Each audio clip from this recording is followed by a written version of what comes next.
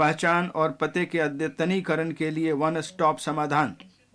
विभिन्न सरकारी एजेंसियों, विनियामकों और विनियमित निकायों द्वारा बनाए रखे गए व्यक्तियों की पहचान और पते के मिलान और अद्यतनीकरण के लिए वन स्टॉप समाधान की व्यवस्था की जाएगी, जिससे डिजी लॉकर सेवा और आधार का मूलभूत पहचान के रूप में प्रयोग किया जाएगा।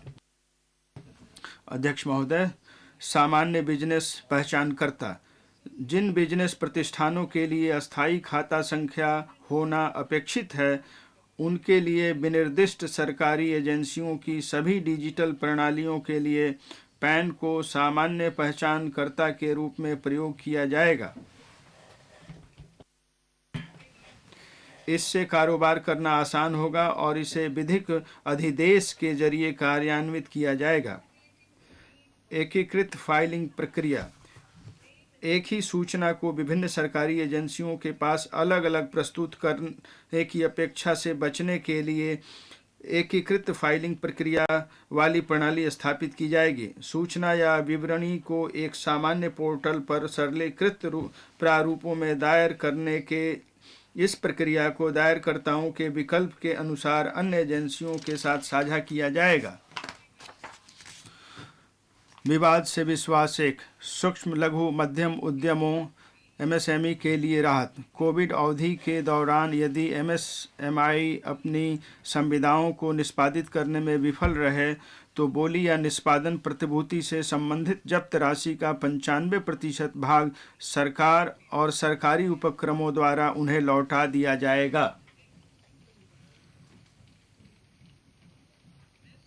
इससे एमएसएमई को राहत मिलेगी।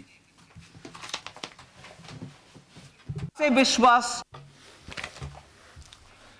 विवाद से विश्वास 2 संविदागत विवादों का निपटान। सरकार और सरकारी उपक्रमों के संविदागत विवादों जिनमें मध्यस्थम पंचायत को किसी न्यायालय में चुनौती दी गई है के निपटान के लिए मानकीकृत शर्तों वाली एक स्वैच्छिक समाधान स्कीम लाई जाएगी। इससे विवाद की लंबितता के स्तर पर निर्भर रहते हुए श्रेणीकृत निपटान शर्तों की पेशकश करके किया जाएगा। राज्य सहायता मिशन राष्ट्रीय प्राथमिकताओं की दिशा में हमारे सामूहिक प्रयासों के लिए नीति आयोग का राज्य सहायता मिशन 3 वर्षों के लिए जारी रहेगा। परिणाम आधारित वित्त पोषण।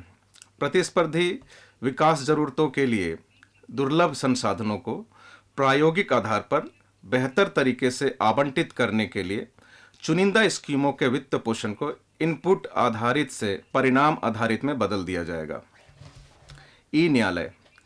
न्याय के प्रशासन में दक्षता लाने के लिए 7,000 करोड़ के परिव्यय से ई न्यायालय परियोजना का चरण 3 शुरू किया जाएगा।